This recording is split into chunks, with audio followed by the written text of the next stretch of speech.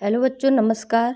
यह हमारा जो है संस्कृत गद्यांश जो हिंदी में आपका संस्कृत द्विगदर्शिका होता है वह चैप्टर है।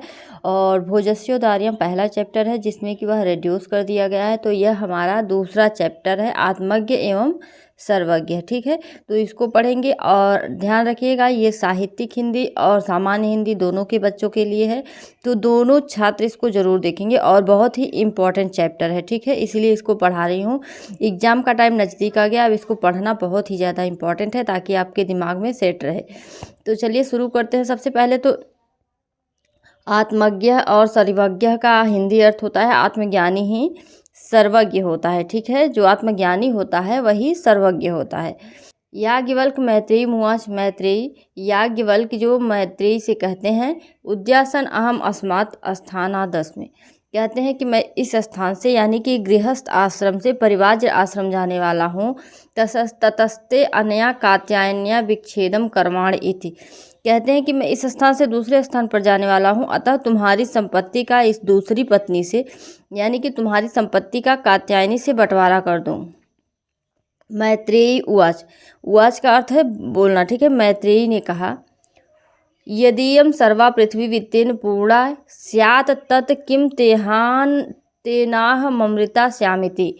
मैत्रेयी ने कहा, यदि सारी पृथ्वी धन से परिपूर्ण हो जाए तो भी क्या मैं उससे अमर हो जाऊंगी। याज्ञवल्क्य उवाच। याज्ञवल्क्य ने कहा, नेति यथैवोपकरणवतां जीवनम तथैव ते जीवनम स्यात्। याज्ञवल्क्य बोले, तुम्हारा भी जीवन वैसा ही हो जाएगा जैसा साधन संपन्नों का जीवन होता है। अमृतत्वस्य तु नाशास्ति वित्तेन इति, यानी कि धन से अमरता की आशा नहीं की जा सकती है। सा मैत्रेयी उवाच। फिर मैत्रेयी ने कहा, एनाहम नामता श्याम किमहम तेन कुर्याम। मैत्रेयी ने कहा, मैं जिससे अमर न हो सकूंगी भला उसका मैं क्या करूंगी। जिससे मैं अमर न हो सकूंगी, मैत्रेयी का कहने का अर्थ है कि जब उस धन से मैं अमर नहीं हो पाऊंगी तो उस धन का मैं क्या करूंगी। यदेव भगवान केवल ममृतत्व साधनम जानति तम में ब्रहे, कहती हैं कि भगवान आप जो अमरता का साधन जानते हैं केवल वही मुझे बताएं। भगवान आप जो अमरता का साधन जानते हैं केवल वही मुझे बताएं, याज्ञवल्क्य से कहती हैं। याज्ञवल्क्य बंटवारा करने के लिए कहते हैं अपनी दूसरी पत्नी से, लेकिन मैत्रेयी को वह सब नहीं चाहिए, जिससे अमरता का रस प्राप्त हो वह चाहिए। उसके बाद देखिए याज्ञवल्क्य ने क्या कहा। याज्ञवल्क्य उवाच। याज्ञवल्क्य ने कहा, प्रिया न सती त्वं प्रियम भास से, प्रिय बोल रही हो, तुम मेरी प्रिया हो, प्रिय बोल रही हो। ए ही उपवेश व्याख्यास्यामि ते अमृतत्व साधनम, मैं तुमसे अमृत तत्व के साधन की व्याख्या करूँगा। तुमने मुझसे यह पूछा है तो मैं तुमसे अमृत तत्व साधन की व्याख्या करूँगा। ठीक है, इतना आपको समझ में आ गया। ठीक है, इसको समझना बहुत ही ज़्यादा इम्पॉर्टेंट है। एक आध बार आप लिख लीजिए इसका अनुवाद। ठीक है, समझ में आ जाएगा आपको। उसके बाद दूसरा देखें, याज्ञवल्क्य उवाच न वा अरे मैत्रेयी। याज्ञवल्क्य बोले, अरे मैत्रेयी पत्यु कामाय पति प्रियो भवति। अरे मैत्रेयी, पत्नी को पति की कामना इच्छा पूर्ति के लिए प्रिय नहीं होता, यानी कि पति की कामना इच्छा पूर्ति के लिए प्रिय नहीं होता है। ठीक है, पति तो अपनी ही कामना पूर्ति के लिए प्रिय होता है। उसके बाद आत्मनस्तु वह कामाय प्रियो भवत, अपनी ही कामना के लिए प्रिय होता है। न वा अरे जयाया कामाया जया प्रिया भवत, और ना ही पत्नी की इच्छा पूर्ति के लिए प्रिय होती है। आत्मनस्तु वह कामाय जाया प्रिया भवत, अपनी ही आत्मा के लिए वह भी प्रिय होती है। न वा अरे पुत्रस्य वित्तस्य च कामाय पुत्रो वित्तम वा प्रियम भवत, और न ही पुत्र एवं धन की कामना के लिए पुत्र एवं धन प्रिय नहीं होते हैं। आत्मनस्तु वह कामाय पुत्रो वित्तम वा प्रियम भवत, वह भी अपनी ही कामना के लिए प्रिय होते हैं। न वा अरे सर्वस्य कामाय सर्व प्रियम भवति, आत्मनस्तु वह कामाय सर्व प्रियम भवतु। अरे सर्वस्य कामाय सर्व प्रियम भवति, तो सबसे पहले सबकी कामना के लिए सब प्रिय होते हैं, ठीक है, अपनी अपनी कामना के लिए सब प्रिय होते हैं। तस्माद आत्मा वा अरे मैत्रेयी, सब अपनी ही कामना के लिए प्रिय होते हैं, इसलिए हे मैत्रेयी द्रष्टव्य दर्शनार्थ श्रोतव्य मंतव्य निधिध्यासितव्यश्च, कहते हैं कि दर्शनार्थ सुनने योग्य है, आत्मा ही देखने योग्य है, ठीक है। द्रष्टव्य यानी देखना, दर्शनार्थ श्रोतव्य, द्रष्टव्य यानी कि देखना, दर्शन करना, सुनना योग्य है, ठीक है। और आत्मा ही देखने योग्य है, आत्मा जितना दर्शन कर लोगे, जितना देख लोगे, जितना जो है सुन लोगे, वह सर्वज्ञ होता है।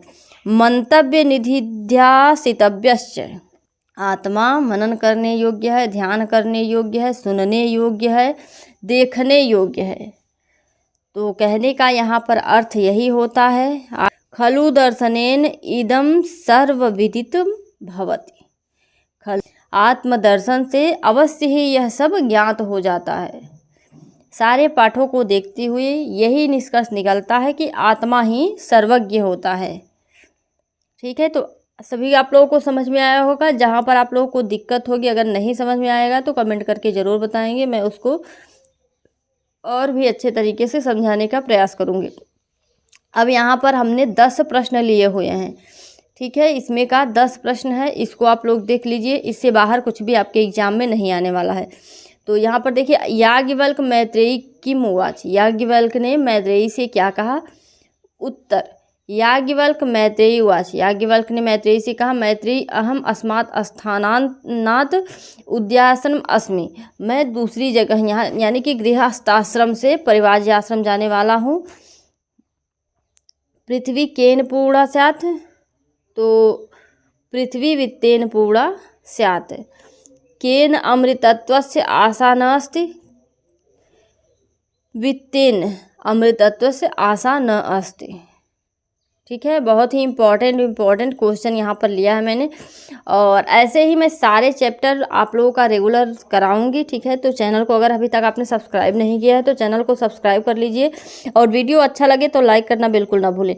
भगवान किम जानति, तो भगवान अमृतत्व साधनम जानति। याज्ञवल्क्य मैत्रेयी कस्य विषयस्य व्याख्या कृतवान, याज्ञवल्क्य मैत्रेयी से किस विषय पर व्याख्या किया। याज्ञवल्क्य मैत्रेयी अमृतत्व साधनम व्याख्या कृतवान, ठीक है। चैप्टर को ध्यान से पढ़ेंगे, सारे आंसर आप ऑटोमेटिक दे देंगे, ठीक है। याज्ञवल्क्यस्य प्रिया का अस्ति, तो याज्ञवल्क्यस्य प्रिया मैत्रेयी अस्ति।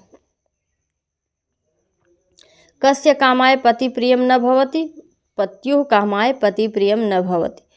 कस्याः कामाय जाया प्रिया न भवति, तो जायायाः कामाय जया प्रिय न भवति।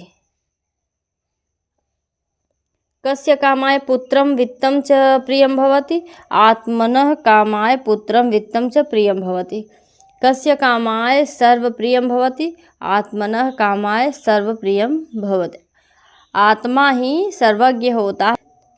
इस पाठ से यही समझ में आता है कि न ही धन से हमें मोह है, न ही जो है पति पत्नी के लिए प्रिय होता है, न पत्नी पति के लिए प्रिय होती है, सभी अपनी ही कामना के लिए प्रिय होते हैं। इसलिए हमें आत्मा की सुननी चाहिए, आत्मा से देखना चाहिए, और सारी चीज़ों की यानी कि आत्मा ही आत्मज्ञ सर्वज्ञ है। चलिए मिलते हैं नेक्स्ट वीडियो में, धन्यवाद।